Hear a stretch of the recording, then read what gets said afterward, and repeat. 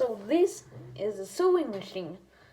It was a really important invention from the Industrial Revolution, which its concept was born in 1775 by Charles Frederick Wiesenthal.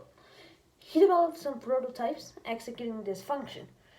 It can, as you can see in the diorama, it consists of a double-pointed needle with an eye on the end. Sometime later, Thomas Saint, an English inventor, made an identical copy of the device. And many years later, some iterations were made by some different people, and it eventually made its way into the market.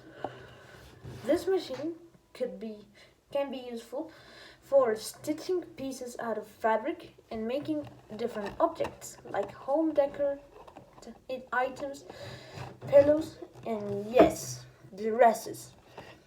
This sewing machine could help knitting much faster and easier than a conventional one. And that, my friends, is the sewing machine diorama. Thanks so much for watching.